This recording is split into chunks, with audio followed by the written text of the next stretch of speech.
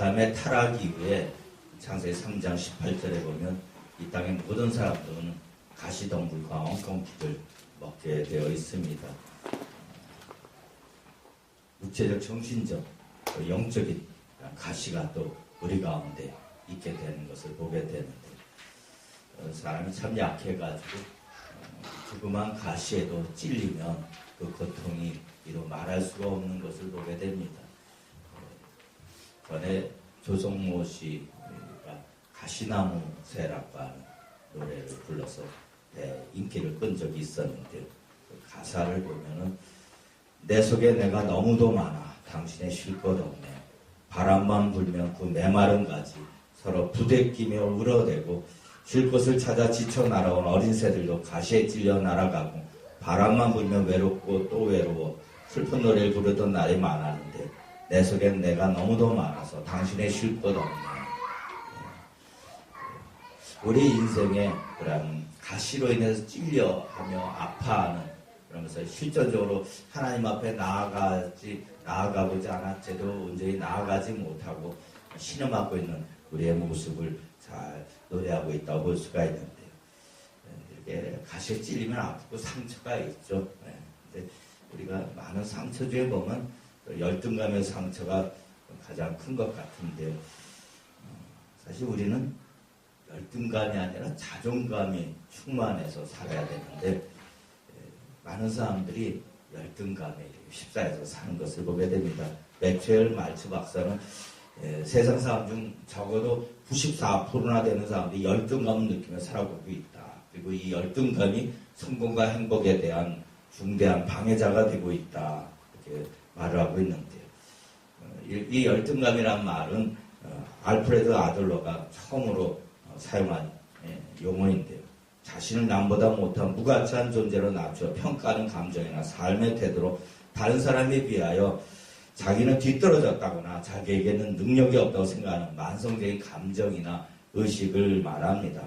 이러한 열등감은 매우 독선적이고 주관적이어서 인생을 수치심과 패배감으로 채우고 무기력하게 만들어 버리기도 하고, 심하면 정신질환에 빠지기도 하는데요. 현대를 살아가는 많은 사람들이 사실 문제를 살펴보면 이 열등감에 빠져서 스스로 자기를 비하하며 살아가고 있다는 것입니다. 그래서 이 열등감을 극복하지 못하면 불필요한 자기방어를 하게 되며, 불필요한 자기방어는 이웃과의 대화 단절로 고독한 모습으로 나타나게 되고, 때로는 남을 공격하고 자주 감정을 폭발시키기도 합니다. 그리고 민수기 13장 정탐꾼의 복구에서 보듯이 메뚜기 자화상에 빠져 하나님을 원망하고 불평하게 되고, 쉽게 나중에는 하나님 말씀에 대한 불신의 태도를 나타내게 되는 것을 보게 되는데요. 이처럼 열등감은 잠재 능력을 마비시키며 꿈을 파괴하며 대인관계를 해치는 것을 보게 됩니다.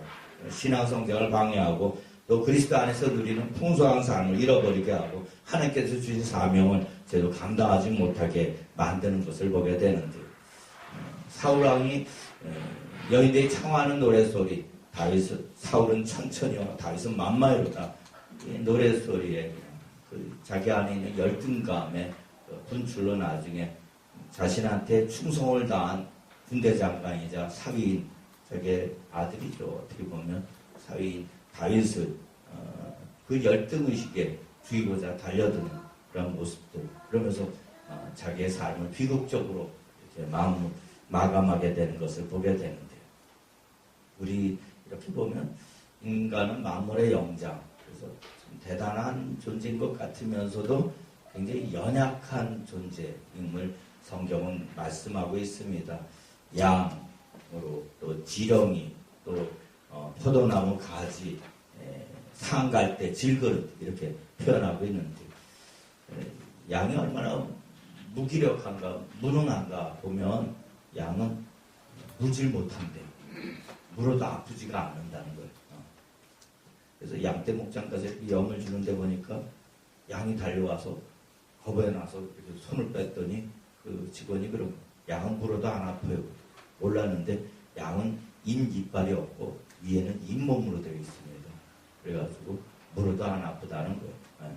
그리고 양은 자기를 방어할 수 있는 방어 무기들도 제대로 없어서 사실 무력하죠. 그냥 목자의 음성을 듣고 이렇게 나아가게 되는 것을 보게 되는데, 그런 양의 모습,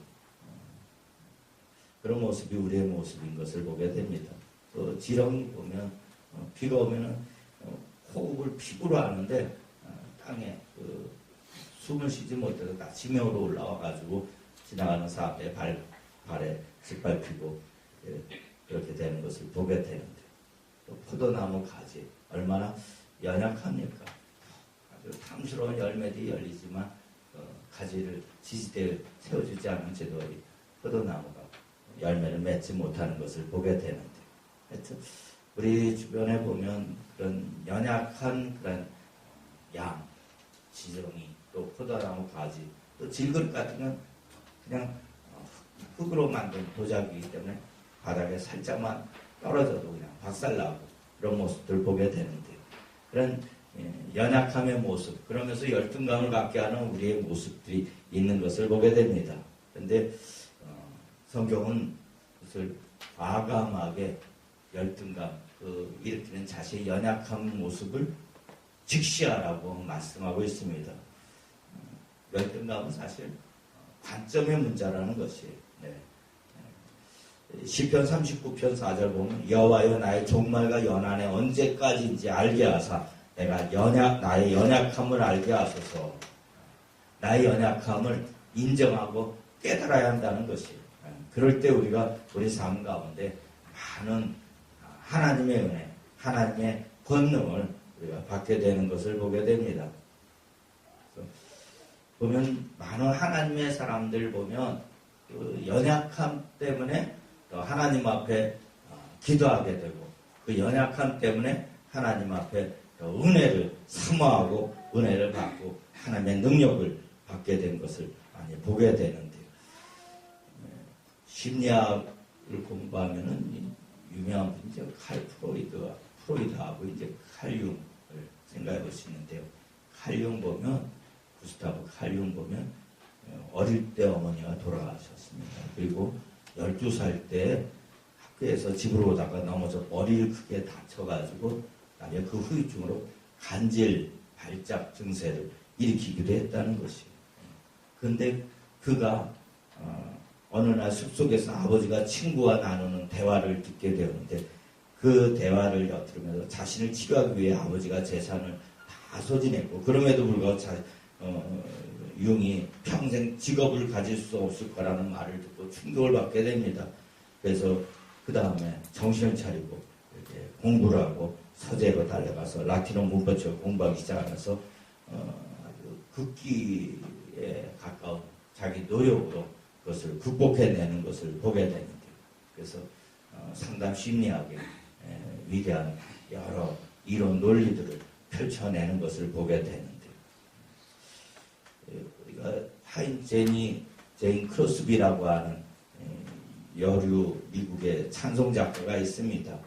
생후 6주 되던 때 감기로 인한 고열로 눈언저리에 생긴 종기를 치료하던 중에 의사의 실수로 실명하게 되었는데요.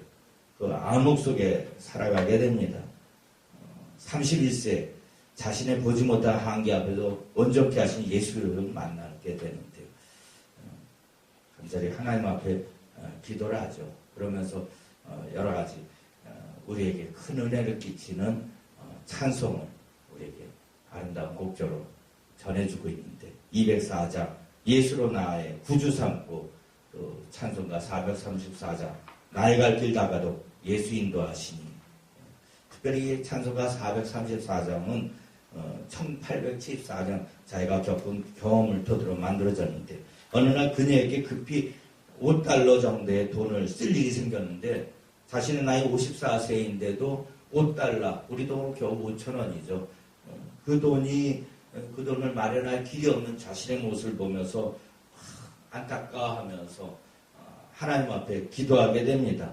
근데 기도했는데 방문객의 그 기도가 끝마치는 시각에 방문객의 초인 소리가 있게 되었고, 나가서 문을 열어보니까 크로스비의 집 앞을 지나던 어떤 여인이 한번 보고 싶어서 인사차 들렀다는 것이고, 그리고선 같이 얘기 나누다 이렇게 떠나가면서 하나님께서 그런 감동을 준다고 5달러를 이렇게 손에 쥐어주고 떠나가더라는 거예요.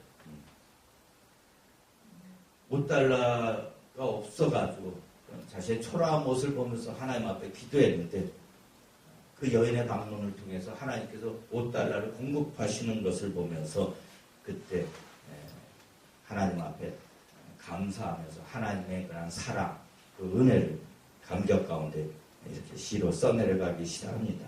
나의 갈 길 다 가도록 예수 인도하시, 어려운 일 당할 때도 족한 은혜 주시네. 나는 심히 고단하고 영혼 매우 가라나 나의 앞에 반석에서 샘을 나게 하시네.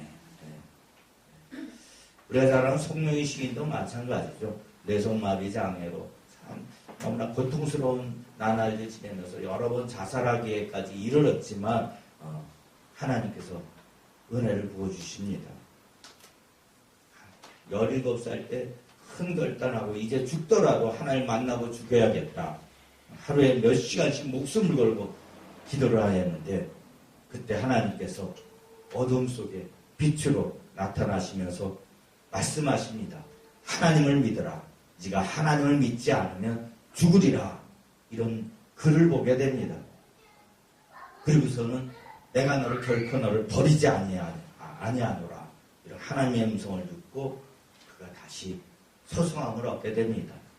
그러면서 이렇게 시를 쓰면은, 제가 학교 일반 공립학교 공부도 교육을 받지 않았는데 시상이 떠오르면서 시가 터져 나왔던 것이죠. 우리가 잘 아는 나라는 시 보면 나 가진 재물 없으나 남이 가진 지식 없으나 공평하신 하나님이 남이 가진 것 나 없지만 공평하신 하나님 나 남이 없는 것 같게 하셨네. 이런 아름다운 감동적인 시를 우리에게 전해주고 있는 것을 보게 됩니다. 청각장애를 입은 그 김기창 화빅이라는 분 보면 8살 때 학교 운동회 때 날 장티푸스에 걸려 죽을 뻔했는데 어머니 지극한 간호로 생명을 건졌으나 높은 그 열로 인해서 청신경이 마비되어가지고 이제 듣지 못하게 되었던 것이죠. 부천적 귀머거리가 되었습니다. 그래서 그래가지고 이제 그가 듣지 못해가지고 울부짖고 뭐 아무거나 때려 부수고 싶은 그런 마음의 그런 응어리진 것들, 그거를 이제 그림에 쏟아붓게 됩니다.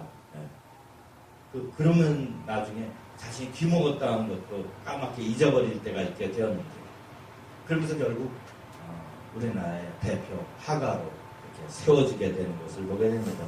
그가 한 말이, 귀가 들렸다면 오늘의 내가 아니었을지도 모르죠.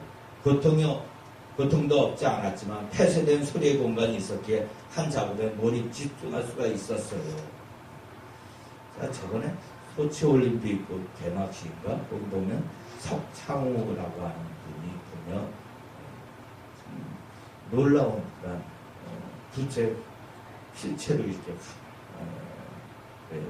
도화지에다 이렇게 나타내는 모습을 보았는데, 이거는 전기공사 이렇게 하시다가 전류에 이렇게 온몸 관통되면서 두 팔을 잃게 되었습니다. 두 팔이 이제 잘라지게 되었는데, 근데 어느 날 아들이 그림 그려달라 해가지고 우수에다가 이렇게 볼펜 껴가지고 그림을 그리죠. 그러면서 이제 아내가 한번 미술학원 다니면서 그림 그려봐요. 그래서 그림을 그리게 되죠. 참 남들이 놀라워하는 그런 수묵화의 어떤 새로운 경지를 나타내면서 세계에 큰 감동을 주는 그런 화폭을 나타내고 있는 것을 보게 됩니다. 우리가 잘 아는 요한 세바스찬 바라고 하는 중세기의 작곡가가 있습니다. 그는 일생이 지질이 불행했다. 그는 10살도 되기 전에 고아가 되었다. 그래서 배고픈 소년기를 보냈다. 가족을 부양하기 힘겨워서 동생들 미워하기도 했고 장성한 뒤에도 계속 불행은 이어졌다. 결혼한 지 13년 만에 아내와 사별하고 재혼을 하게 되었는데 무려 20명의 자녀를 낳았지만 그 중에 10명은 10살도 되기 전에 죽고 그 그 남은 자녀 가운데도 한 명은 정신바가이다. 근데 이 바의 노후는 또 더 비참해가지고 말년에 기력을 잃게 되었고 뇌출혈로 인한 반신불수가 되기도 했다. 그런데 그 일생의 그 고통, 그 역경을 통해서 끊임없이 불후의 명복을 작곡해내었던 것을 보게 됩니다. 우리가 잘 아는 지선사의 아리아, 얼마나 그 곡조가 아름다운지요. 근데 그는 작품 때마다, 매 작품마다 그 첫머리에 그리스도의 이름으로라고 쓰고 작품마다 마무리에는 오직 하나님께 영광이라고 썼다고 합니다. 우리가 주님 앞에서 정말 많은 가시들을 어떤 관점에서 이것을 바라보고 어떤 관점에서 그걸 풀어가야 되는지 오늘 이 시간 함께 살펴보길 원합니다. 중국 선교사 허드슨 테일러 말하기를 하나님 모든 거인들은 다 약한 사람들이었다. 사사도 보면 사사의 왼손잡이, 당시의 왼손잡이는 사람 취급을 안 할 그런 때였고 거의 장애인으로. 기도원 같은 경우는 mid을 포조 틀에서 산속에서 숨어서 찾아갈 정도로 겁이 많고 두려워 벌벌 떠는 그런 기도원을 통해서 하나님께서 큰 용사하고서 위대한 사사로 미디안의 공격을 물리쳐내게 하는 하나님의 사람으로 하나님께서 쓰시는 것을 보게 됩니다. 모세는 말할 것도 없죠. 40년 동안 미디안 광에서 양식이 하면서 혀가 둔하다고 할 정도로 어눌하게 언어 기능까지 다 쇠퇴한 그 모세를 하나님께서 크게 출애굽의 위대한 지도자로 사용하고 계시는 것을 보게 됩니다. 우리가 보면 이 땅에 사는 날 동안 많은 연약함, 열등감을 느낄 수 있는 많은 연약한 상처들이 있을 수 있습니다. 근데 그걸 통해서 하나님의 은혜의 통로, 하나님께 나와 하나님의 능력을 받아 사명을 감당하는 그런 계기로 삼고 있는 것을 보게 됩니다. 오늘 본문에 사도 바울이 그렇습니다. 사도 바울 보면 우리가 잘 알듯이 가말리아 문화, 히브리인지 히브리, 자랑할 것이 굉장히 많이 있죠. 지금 사도 바울이 보면 오늘 고린도후서는 이 당시에 거짓 교사들이 사도 바울의 사도권을 막 문제 삼고 그럴 때 고린도 교회에 쓴 편지입니다. 자신의 사도성을 이렇게 변증하는데, 그런데 많은 사람들이 육신의 자랑을, 헬라 그 사상 그 그리스나 그런 지역의 모든 것은 자기를 이제 나타내고 과시하고 자랑하고 그런 사회 풍조 속에 있을 때 많은 거짓 교사들, 거짓 사도들도 그런 자기를 막 자랑하고 그럴 때 사도 바울도 그런 자랑을 하죠. 그런데 그 자랑으로, 육신의 자랑으로 끝나지 않고 내가 히브리인주의 히브리예요, 가말리아 문화고 대단한 하나님의 사람이다, 그걸 자랑하지 않고 오늘 본문에 보면 무엇을 자랑하느냐 보면 약한 것을 자랑하느라. 약한 것을. 여러분 안에 약한 것이 무엇이 있습니까? 그 약한 것. 근데 사도 바울이 워낙 대단한 종이죠. 우리가 볼 때 성경의 13권은 꼭지 않은 12권이라고 신약 성경의 많은 부분을 쓰기도 하고 위대한 하나님의 사도입니다. 죽은 자도 살리고 손수건만 이렇게 만져도, 사도 바울의 손수건 앞치마만 만져도 병이 낫는 그런 엄청난 능력을 나타낸 하나님의 종인데요. 삼층천 체험을 한 그런 대단한 종입니다. 하나님의 임재 영광의 모자까지 나아간 하나님의 종인데, 오늘 사도 바울은 그것을 자랑하지 않고 오늘 무엇을 자랑하고 있느냐면 육체의 가시. 육체의 가시. 그것을 자랑하고 있습니다. 사실 육체의 가시 자체가 우리에게 자랑거리는 아닐 수가 있죠. 사도 바울도 그래서 이 육체의 가시로 인해서 고통 가운데 너무나 힘들어가지고 하나님 앞에 간절히 기도합니다. 그 기도, 사실 육체의 가시로 성서학자들이 이제 안질러도 보고 담에서 또상에 이렇게 핏바로 올라가다가 거기서 예수님의 밝은 빛을 보면서 눈이 멀게 되고 그래가지고 아나니아의 기도로 인해서 눈에 가시 같은 게 벗겨지고 비늘 같은 게 벗겨지면서 눈이 다시 좀 보게 되었는데 하여튼 그 사건 이후로 눈의 시력이 이제 굉장히 나빠진 것이죠. 네. 그래서 그 안질러 보기도 하고 또 어떤 사람은 간질러 보기도 합니다. 그 수없이 많은 병자를 고치는 능력의 종인데 자신은 정작 간질로 배가 품물고 막 발작하고 그런 모습들 얼마나 이게 참 수치스럽고 얼마나 고통스럽겠습니까? 간질 또 어떤 경우는 어떤 이는 선교여행 사역 속에 이렇게 겪게 된 말라리아 풍토병으로 인한 그 후유증 하여튼 몸에 말할 수 없는 육체의 가시가 있었습니다.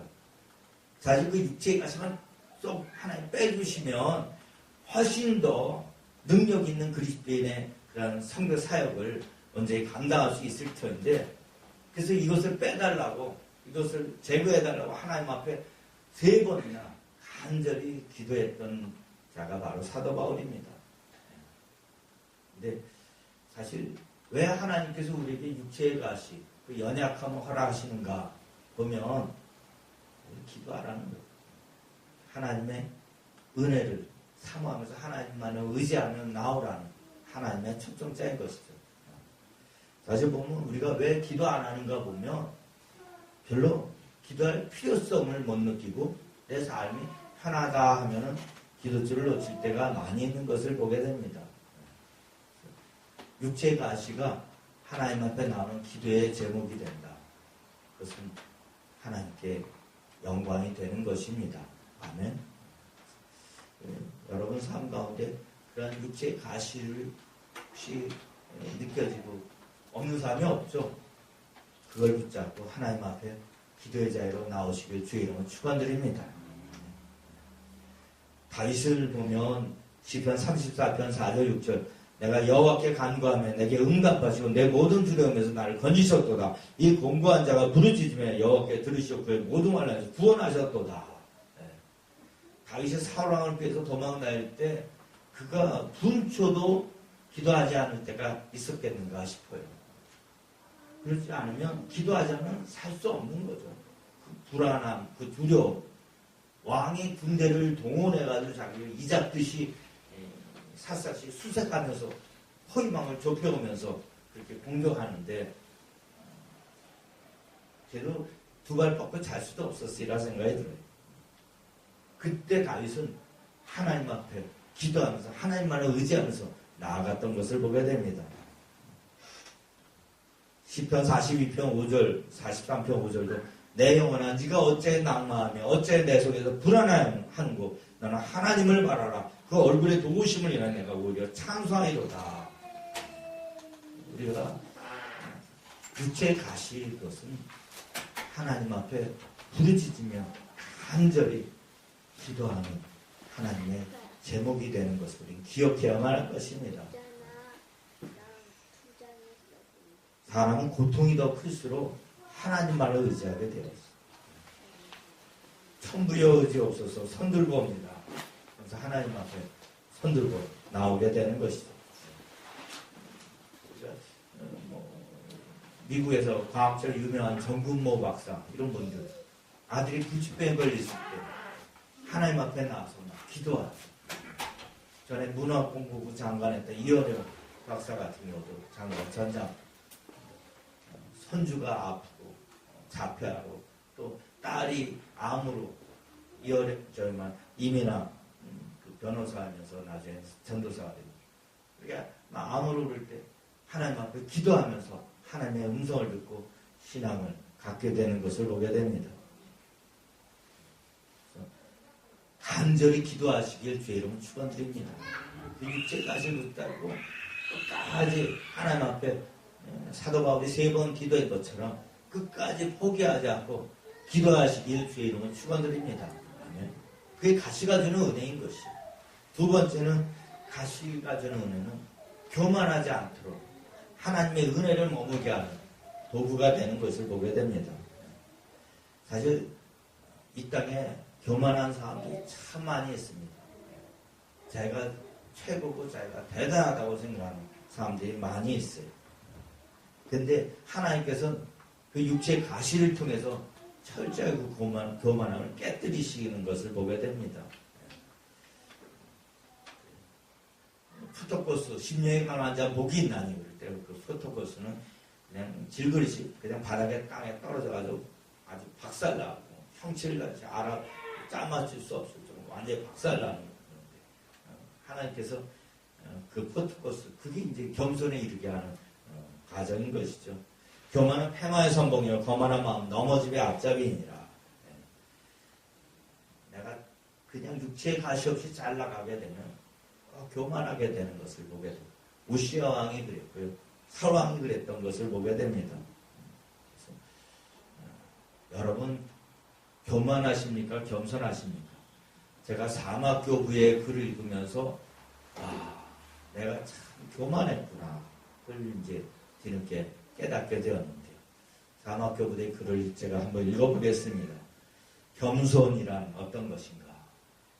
겸손이나 교만이나 허영심이 당신에게 들어왔을 때 당신은 자신의 모든 대적을 사랑했으며 그대의 죄악을 슬퍼했는지 그리고 자신은 무익한 종이며 모든 사람들 중에 가장 큰 죄인이라고 생각하고 있는지 점검해 보십시오. 그렇게 했더라도 당신은 자신의 완벽한 자라고 생각하지 마십시오. 겸손이란 그래서 그것은 내 이웃이 내게 범죄했을 때 그가 너에게 용서를 빌기 전에 용서하는 것이다. 시험을 당할 때 너는 다른 사람을 비난하지 않고 다만 자신에게 이것은 내 죄 때문에 생긴 것이라 말한 것이다. 내게 악을 행한 자에게 선을 행하는 것이다. 이게 겸손이라는 거예요. 여러분 제가 이 글을 읽었을 때 이 글을 읽으면 겸손하다고 생각하는 사람이 아마 해당되는 사람이 아무도 없으리라 생각이 돼요. 저도 한때 하나님 제가 왜 이렇게 정말 예수 믿고 나서 제가 왜 이렇게 고통을 겪어야 되고 왜 이렇게 힘든 시간들을 보내야 됩니까? 하면서 하나님 앞에 때로 투덜댄 적이 있었어요. 정말로 너무 하시는 거 아닙니까? 그런 완전히 그냥 허벌과 광야에 홀러서서 온통 비바람, 옥수같이 쏟아진 비바람을 혼자 내가 맞고 날아가는 것 같이 힘든 시간들이 있었을 때 하나님 앞에 막 따지듯이 물은 적이 있죠. 그럴 때 하나님이 저에게 주신 음성, 제가 아직도 천둥 소리로 들려오는 음성입니다. 이 무익한 종아. 그러면서 너 28에 죽으려고 그럴 때, 자살하려고 그랬을 때 내가 그때 너 살려주지 않았습니다. 이 땅 사람 아니다. 너 장기 음식해가지고 보호식 때 잘못돼가지고 죽을 상황이 왔을 때 그때 내가 너 살려주지 않았으면 이 땅 사람 아니다. 하여튼 여러 가지 죽음의 위기 가운데 있었을 때 하나님께서 살려주셨다. 네가 지금 호흡하고 숨쉬고 있는 것, 그 모든 것이 나의 은혜라는 것이다. 그때 바로 꼬꾸라지면서 하나님 앞에 회개하게 되었던 걸 보게 되는데 사실 나의 나된 것은 오직 하나님의 은혜인 것입니다. 하나님의 은혜로 우리가 사는 것이 하나님의 은혜 없으면 우리는 이미 이 땅 사람 아닌 사람이 많이 있습니다. 우리가 하나님 앞에 그 은혜를 은혜되게 하기 위해서는 더 겸비해야 됩니다. 하나님은 교만한 자를 물리치시고 겸손한 자에게 은혜를 베푸신 하나님이십니다. 교만은 폐마의 선봉에 거만한 마음 넘어지는 악잡이라고 합니다. 교만한 것 때문에 넘어지게 되는 것이죠. 이소부와의 그런 얘기가 있죠. 그냥 물에 비친 자신의 모습을 보니까 다리가 형편없이 가늘어요. 가늘고 참 왜 이렇게 다리가 못생겼지? 그리고 가늘고 왜 이렇게 못생겼지? 그런데 또 뿔을 보니까 너무 이쁜 거야. 그래서 근데 나중에 보면 막 사자가 와가지고 막 도망치다 보니까 뿔이 나무에 걸려가지고 그거 가지 못해 사자한테 붙잡혔다는 거예요. 자기가 자라나는 뿔 때문에 결국 죽임당하게 되는 거예요. 우리가 압살롬도 그러죠. 다윗 왕 때 아들 압살롬 쿠데타를 일으킵니다. 근데 맞습니다. 그런데 그 압살롬이 그 머리털이 그 윤기 나는 그 머리털, 긴 머리털, 그것이 요압 장군의 추격을 받을 때 상수나무에 걸려가지고 그 머리털 때문에 결국 나무에 대롱대롱 매달려서 결국 창에 맞아 죽게 되는 비극을 맞이하게 되는 것을 보게 됩니다. 그래서 사실 우리의 삶의 모든 것들은 다 하나님께서 우리에게 겸손함을 깨닫고 은혜 자리로 나오라는 하나님의 사인인 것입니다. 그래서 여러분 삶 속에 그런 은혜가 있기를 원합니다. 날마다 주님 앞에 나는 아무것도 할 수 없습니다. 모든 것이 다 하나님의 은혜입니다. 그러면서 겸손함으로 주님 앞에 나오시길 주의 이름으로 축원드립니다. 또 세 번째는 이 가시가 우리의 약함을 깨닫게 하여 하나님의 능력을 받는 통로가 된다는 것이에요. 약할 때 강함 대신에 내가 약해야 하나님께서 강하게 부어주세요. 사실 우리는 이 약육강식 이 세계 가운데 아주 치열한 경쟁이 있으니까 어떻게든지 나를 허황되게 막 풍선 부풀리듯이 의시되고자 자랑하고자 막 힘을 나타내고자 하죠. 서로 막 치열하게 누가 더 뭐 뛰어나다, 머리가 좋다, 능력이 많다, 뭐 여러 가지 재능을 달란트 받은 걸 가지고 자기를 막 과시하고 막 나아갑니다. 근데 성경은 우리를 고린도서 4장 7절 보면 질그릇으로 말씀하셔서 질그릇 안에 뭐가 담겨 있어야 되느냐 그걸 말씀하고 있어요. 질그릇 안에 흙으로 만든 그릇이지만 거기 보화이신 예수 그리스도를 담으시길 주의 이름으로 축원드립니다. 우리는 보화를 담은 질그릇 같은 존재라는 것이. 그리고 이게 지극히 큰 능력이 하나님께 있고 우리에게서 나온 것이 아님을 나타내 준다는 것입니다. 고린도서 1장 27절 8절에도 보면 세상이 약한 것들 택하사 강한 것들을 부끄럽게 하려 하시며 하나님께서는 약한 자를 들어서 강한 자를 부끄럽게 하신다는 것입니다. 약해야 오히려 하나님께서 또 쓰신다는 것이에요. 약해야 하나님의 장제에 붙들림 바 된다는 것이에요. 그러니까 여러분은 우리가 할 일은 뭐니까 하나님 앞에 약해지는 거예요. 힘이 많이 생기려고 그러면 잠깐 그것을 십자가 앞으로 가져가서 주님의 십자가의 은혜 가운데 자신의 초라한 모습을 직시하고 바라봐야 되는 것이에요. 스미스 위스워드라고 하는 분이 있습니다. 1860년에 태어나신 분인데 이분은 48살 때 성령 세례 받고 53살부터 하나님의 능력의 종으로 쓰임 받는데 이분은 문맹입니다. 그러니까 우리로 말하면 가나다라 기억리은을 모르는 자예요. 그래서 부인이 결혼한 후에 영어를 가르쳐줘가지고 영어를 띄게 됩니다. 그래서 어떻게 보면 일장 무식한 사람이에요. 그리고 하나님의 은혜를 받았을 때 몸 안에 결석이 있는 게 드러나서 신장 결석으로 그렇게 고통을 겪어요. 그런데 그 연약함을 가지고 하나님이 쓰십니다. 이분이 기도하면 병이 다 낫는 거예요. 100년 전에 그래서 이분이 기도해가지고 공식적으로 의사가 사망 선고한 사람 15명을 살려냅니다. 교회 역사상 그런 큰 능력을 나타낸 적이 없을 정도로 하나님께서 그를 통해서 일하신 것을 보게 됩니다. 그런데 그가 53세 그럴 때 하나님 막 결석을 얼마나 돌을 몸에서 뽑아냈냐 하면은 우리를 보면 사이다 뼈 한 병 가득 돌이 나올 정도. 그러면서 그 87세까지 하나님 앞에 붙잡혀서 쓰임받게 된 것을 보게 되는데 그는 뒹굴 때마다 하나님 은혜를 부어달라고 하나님 능력 가운데 나를 써달라고 하나님 앞에 나온 것을 보게 됩니다. 우리가 약함을 가지고 하나님 쓰세요. 저도 처음에 서명받을 때 하나님의 은혜를 받고 사실 금식을 하게 되었습니다. 근데 되게 금식을 하면 그냥 집에 내려가서 이렇게 보시라고 그러는데 저의 경우에는 기도원에서 기도하라. 6개월을 기도하고 내려오게 되었는데 그렇게 제 머리가 그런 상태가 된 줄 몰랐어요. 내려와서 이렇게 동생을 보는데 동생 이름이 떠오르지가 않는 거예요. 그리고 그때 영락교회 다닐 텐데 딱 내려오니까 그때 이제 교회에서는 신학 청원서 내라 해가지고 이제 장신대 이제 원서를 제출했는데 주기도문을 외우는 게 주기도문이 아닌 거예요. 왜냐하면 오래도록 금식 후에 몸을 훼손시켜가지고 영양 공급이 안 돼가지고 기억력을 다 잃어버린 거예요.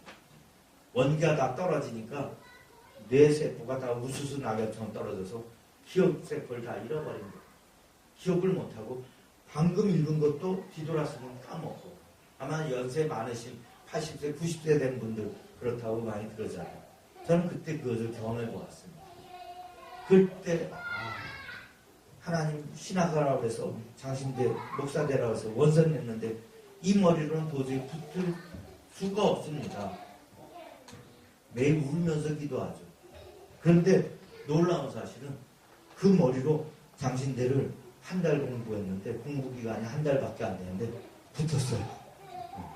그때 막 우리 동기 중에 보면은 오늘이 교회 출신 어느 목사님은 연대 나왔는데 4번째 쳐서 붙었다고 그러는데 저는 한 달 공부해서 붙었어요. 무슨 뭔가 아무리 생각해도 붙을 수가 없는데 하나님이 오는 것이 전날 다 본데서 하나님께서 내주시고 제가 아는 것만 순간 알고 있는 문제만 하나님이 출제 경향을 출제하게 해주셔서 붙은 걸로 알고 있는데 하여튼 우리가 약해지면 하나님께서 그래서 사용하는 것을 보게 됩니다. 주님 앞에서 이 사순절 기간에 약해지는 훈련을 해요. 내가 가지고 있는 걸 자꾸 힘을 빼고 이게 쉽지 않습니다. 계속 그것을 우리가 잘 아는 미국의 새들백계 리 워렌 목사님 이분은 참 1990년대 미국 교회가 많이 이렇게 쇠퇴하고 그럴 때 개척해가지고 교회를 큰 교회 세웠습니다. 2만 명, 3만 명 목회, 큰 목회. 근데 이분은 어떤 질환이 있냐면은 이렇게 긴장하고 두려움이 엄습하면 우리가 아드레날린이 분비되는데 보통 우리가 아드레날린 분비되면 그것이 그냥 오히려 더 긴장해가지고 더 좋은 결과 나타내게 되는데 이분은 그게 간질 발작으로 나타나고 오히려 막 기절하고 졸도하고 막 그렇게 된다는 거예요. 그래서 미국에 이 병을 가진 사람은 16명밖에 없다고 합니다.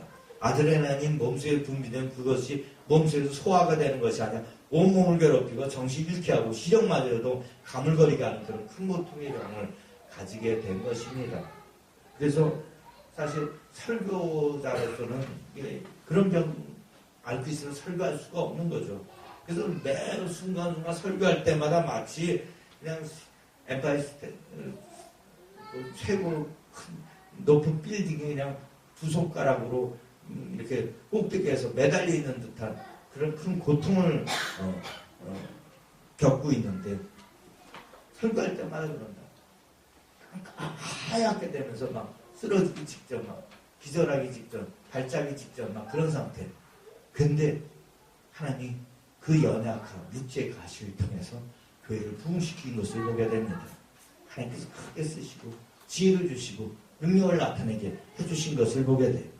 우리 삶 속에 약함이 하나님의 능력을 나타내는 통로인 것입니다. 약해져야 강하게 되는 것이고 약해야 하나님의 사명을 감당할 수 있게 되는 것입니다. 우리 사업 공부할 때 보면 산무가 있어요. 산무. 얘는 무지하고 무익하고 무능한 종인 것입니다. 그것을 늘 우리는 기억해야 해요. 그래야 하나님이 계속 은혜를 부어주시는 것입니다. 나는 아무것도 할 수 없습니다. 나는 무지합니다. 무익합니다. 사도 바울이 이 고백을 하고 내게 능력 주신 자 안에서 내가 모든 것을 할 수 있느니라. 아멘. 내가 약해질 때 하나님께서 나를 붙잡고 일하신다는 거예요. 쓰신다는 거예요. 그래서 여러분 삶 가운데 많은 열등감을 느낄 수 있는 많은 삶에 문제가 있을 수 있습니다. 그것이 또 사람 관계 속에서 내가 힘들게 될 수 있고 또 육체적인 질병일 수 있고 또 여러 가지 정신적인 고통일 수 있습니다. 그런 육체 가시들이 있을 수 있어요. 왜 나만 겪는 고난이냐고. 다른 사람은 다 멀쩡한 것 같고 잘 지내는 것 같은데 나만 이렇게 힘들다고 나만 왜 이렇게 아파야 되느냐고 그럴 수 있습니다. 오늘 사도 바울이 가시가 주는 은혜 이 본문을 통해서 오히려 이걸 통해서 오히려 더 주님 앞에 기도하러 기도의 자리로 나오시고 더 주님의 앞에 겸손한 모습으로 나아가시고 또 그 과정 속에서 하나님 주신 능력을 나타내서 능력을 받아서 하나님의 주신 그 사명을 감당하시는 여러분 되시길 주의 이름으로 축원드립니다. 우리가 한 가지 알 것은 우리가 정말 100만 원짜리 수표가 있어요. 수표가 구겨진다고 그 수표가 그 가치가 떨어지는 것이 아닙니다. 우리는 하나님의 형상을 다 지음받은 존귀한 하나님의 자녀입니다. 아멘. 왕같은 제사장. 아무리 나를 구기고 막 짓밟고 그래도 무시해도 그 가시가 나를 아프게 할 수가 없는 것입니다. 나를 바꿔놓을 수가 없는 것입니다. 오히려 그걸 통해서 우리는 하나님의 영광을 하나님의 은혜를 나타낼 수가 있는 것입니다. 사실 오늘 본문에 보면 그리스도의 능력이 내게 머물게 하려 하니라. 약할 때 육체 가시가 주님의 능력을 내게 머물게 한다고 말씀하는 이 본문. 이 머물기 능력이 머물다. 이게 쉐키나예요. 쉐키나. 하나님의 영광 가운데 우리가 붙잡힌 바 되는 것입니다. 사실 그래서 성막의 재료 중에 법궤를 만들 때 뭘로 만드냐면 백향목으로 만들질 않아요. 성막의 제목이 뭐냐면 시틴나무 조각목입니다. 성지순례 가면 조각목은 그 광야에서 착박한 땅에 따라서 아주 볼품없고 아주 제대로 나무 재료로 제대로 목재 재료로 쓸 수 없는 나무가 조각목이에요. 그 조각목을 가지고 법궤를 만들고 거기다 금칠해가지고 법궤를 만드는 것을 보게 됩니다. 우리가 조각목 같은 그런 남들 볼 때는 볼품없고 초라한 모습이라 할지라도 하나님께서 영광 가운데 임하시면 우리가 주의 능력을 나타낼 수가 있는 것입니다. 아멘. 가방도 짧다, 뭐 어쩌다, 난 머리가 나쁘다 그런 거 얘기하지 마시기 바랍니다. 우리 안에 육체의 가시가 있습니다. 그것을 직시하고 육체의 가시를 통해서 하나님의 은혜가 은혜되게 하는 여러분 되시길 주의 이름으로 축원드립니다. 기도하겠습니다. 하나님 아버지,